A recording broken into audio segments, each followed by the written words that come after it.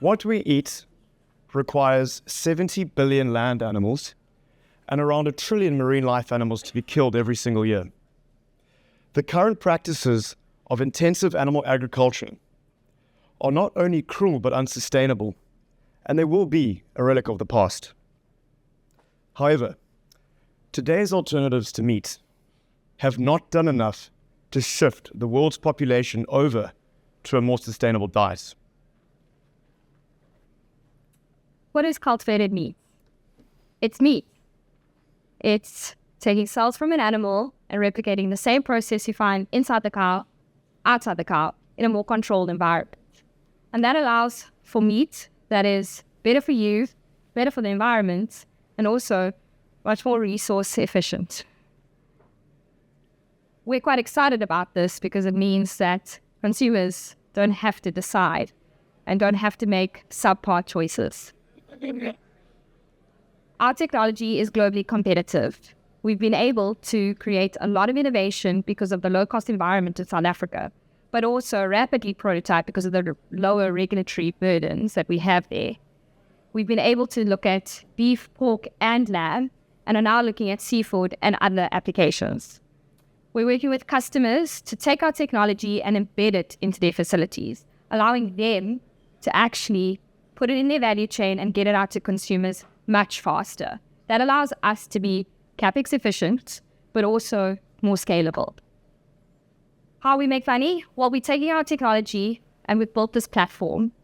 And for some consumers where we don't actually have something that they're particularly interested, we build something for them. And that's a once-off fee, so we don't have chicken. There's consumers that are interested in taking chicken and taking it to market. We build that for them at a fee and then help them to actually build a facility. And the facility depends on what their requirements are. So we build anything from 1,000 liters right up to more than 100,000 liters. We charge them a fee to use our tech. We show them how to use it and how to use it for what they need it. And we charge them a royalty. The world's meat market is about $1.4 trillion. South Africa accounts for about $17 billion of that.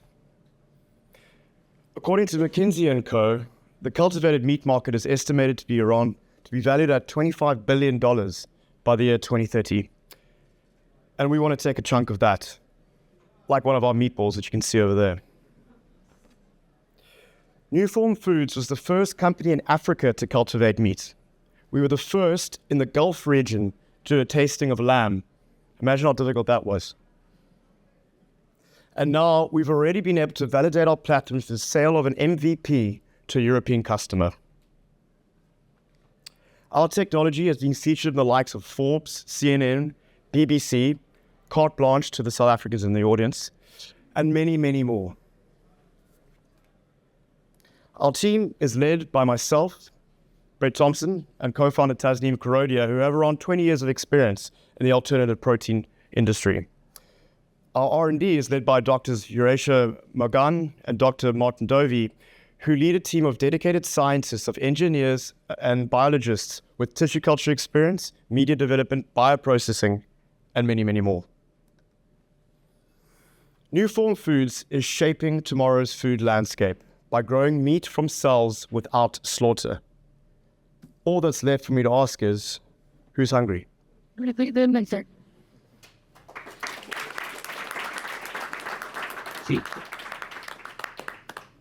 Yeah, questions first. I think my big question is, what is, I guess, the sales and distribution strategy for you?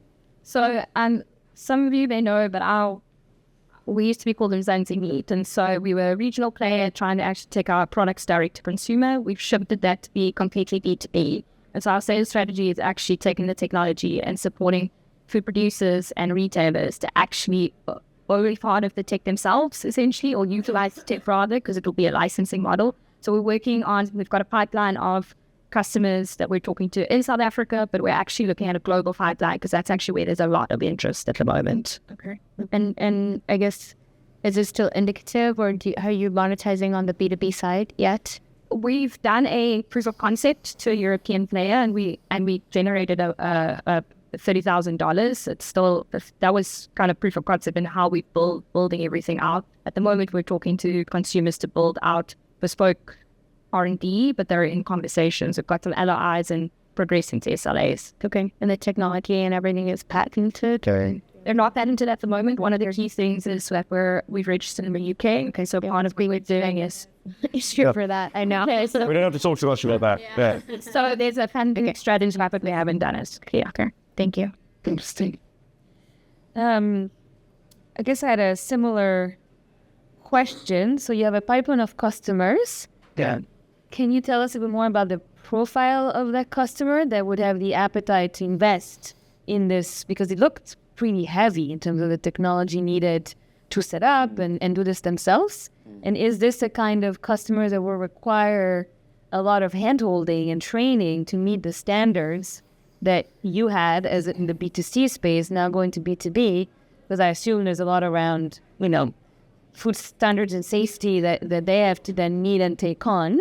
And what are you doing about that? Okay, I'll try to answer all three of those. If I forget one, just prod me. The type of customers that we're speaking to at the moment is 80% South African. We are trying to change that, grow our space. We've just launched up off our commercial hub here in the UK. Interesting enough, they've actually approached us. So we're looking at retailers, food manufacturers, seafood companies. Those are some of the LOIs that we do have in play. They have to be mid and a little bit larger.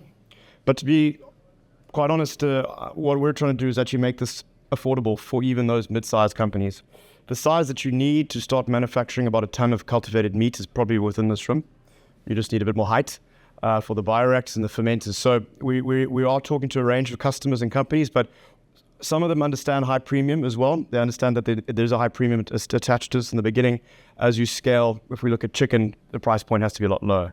So retailers, and particularly retailers that do white label, who have got companies that actually supply for them. In terms of the second part was on hand holding, or was that? Yeah, that was the second part.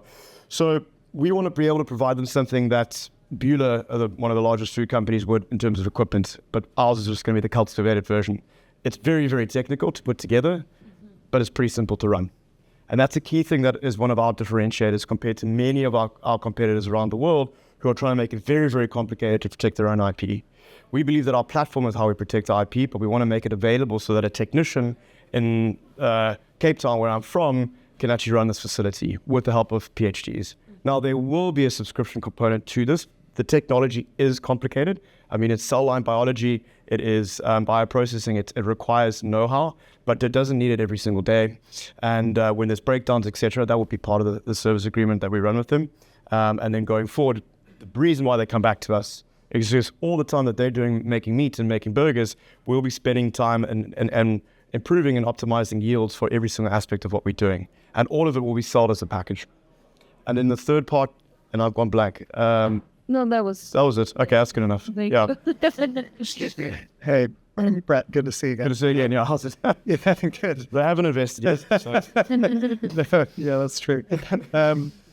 Look, say more about the regulatory journey here. I mean, I'm from the States, so the FDA, the dreaded FDA, but obviously Europe, if you're looking at EU, you'll have some hurdles. What are they? How do you navigate that? It's different in South Africa, I think.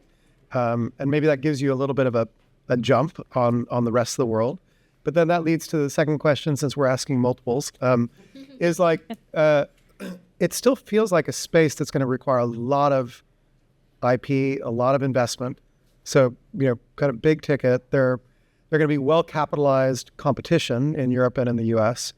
So can you also say a little bit more about how you see the competitive journey going forward? Yeah, maybe I'll touch on the regulations. Essentially, for those that don't know, the industry is only 11 years old, so it is right. There's still a lot of work to be done. On the regulatory front, there's actually been significant strides in the past 2 to 3 years. You're correct, USDA and FDA, but Singapore, Israel's also making some strides. And one of the countries that are moving forward quite quickly is also the UK, and that's also one of the key decisions that actually they're quite interested, now that they're not parting to the EU or any agreements, to actually showcase what they can do here and contain a lot of kind of production here. And so they're moving quite quickly as well. What is interesting and that has happened is that there are more global standards being set, especially with the USDA and FDA. So people are actually taking and accepting the same frameworks, which is very helpful. I think the EU is a whole other complicated scenario, which is also why we're fine to see some of the big players push that forward and for us to come in when the time is right, but to be able to focus on South Africa where there is lower regulatory burdens, easier actually to chat to regulators and see what's required. And so we're able to fit within normal food regulation standards, but then the key aspect is actually how do you label it? That's the key conversation for most people is what do consumers read on a label so they know what it is and that they're not confused. And so there's still work to be done on that because no one's technically in retail. So lots of conversations around that, but a lot of movement in all the directions essentially. From a competitive kind of standpoint perspective, I think for us, we don't necessarily now with this business model need to go to every direct to the regulators. We are working with them, but the aim is to also work with the food producers who already meet certain regulatory standards. And so we're able to actually leverage what they know and what we know and really come together. I focus mostly on the technology itself. There is a lot to still be learned, but there is also a lot that has been learned. We're able to take a lot of learnings from companies that have raised $500 million and actually apply it in a different setting, in a lower operational cost setting, but also then use that to accelerate us forward. Thank you. Thank you very much. Thank you.